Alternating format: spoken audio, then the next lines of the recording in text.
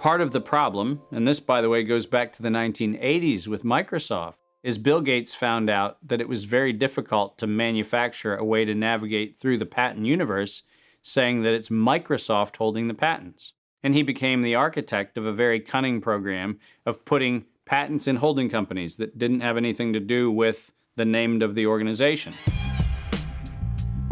According to legend, young Bill Gates built his computer empire out of his garage. Reality tells another story, that Bill Gates was born into wealth and privilege. Both his grandfather and great-grandfather were banking moguls. His father, William Gates Sr., was a prominent Seattle-based lawyer and political lobbyist. Through his father, Bill Gates learned the ins and outs of law and politics and how to manipulate those governing forces. I'm Bill Gates, chairman of Microsoft. Bill Gates dropped out of college to start Microsoft. He is credited with inventing the operating system that became Windows. However, he played no part in the invention of Windows. The fact is, he bought an existing operating system from Seattle Computer Products, had it modified, then licensed it to IBM. That didn't stop him from taking all the credit. I don't see Bill Gates as this great creative person. I see him as an opportunist. While Microsoft's co-founder Paul Allen was struggling with cancer, Bill Gates seized the opportunity by attempting to cheat him out of his share of the company's fortune. They were basically talking about how they were planning to dilute my share down to almost nothing. And it was really a shocking and disheartening moment for me. And you were sick? Well, I think I was still probably in the middle of radiation therapy.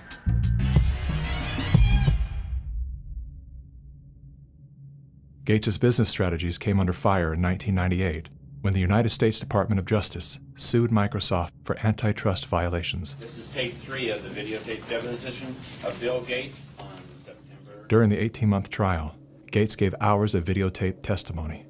What were the non-Microsoft browsers that you were concerned about in January of 1996? That month. Yes, sir. And what about it? What non-Microsoft browsers were you concerned about in January of 1996? I don't know what you mean concerned. What is it about the word concerned that you don't understand?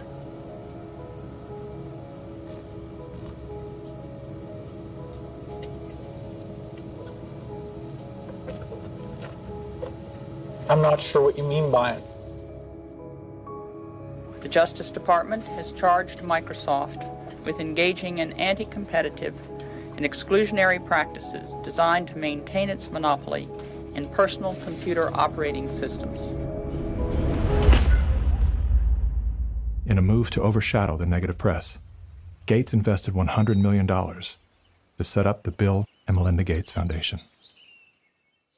Overnight, Bill Gates transformed his public image from ruthless tech monopolizer to the world's most generous philanthropist. I'm pleased to announce that we're pledging an additional $1 billion to We had the chance to witness Bill Gates 2.0, the man you don't know. The rebranding campaign paid off. His net worth swiftly doubled, earning Bill Gates the title of richest man in the world. You've invested $10 billion in vaccinations over the last 2 decades, and you figured out the return on investment for that, and it kind of stunned me. Can you walk us through the math? In a Wall Street essay, Bill Gates declared vaccines the best investment I've ever made. There's been over a 20-to-1 return. So if you just look at the economic benefits, that's a pretty strong number compared to anything else.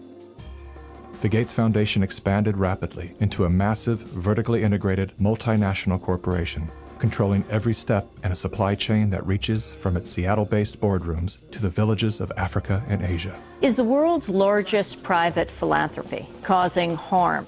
The Bill and Melinda Gates Foundation has made millions of dollars each year from companies blamed for many of the same social and health problems the foundation seeks to address. The Gates Foundation has investments in 69 of the worst polluting companies in the U.S. and Canada. Other companies in the foundation's portfolio have been accused of transgressions, including forcing thousands of people to lose their homes, supporting child labor, defrauding and neglecting patients in need of medical care. The Gates Foundation has not provided details. William H. Gates III and Melinda French Gates. As a top donor to both the WHO and the CDC, no one man has more power than Bill Gates to influence and control the health and medical freedom of all people. Normalcy only returns when we've largely vaccinated the entire global population.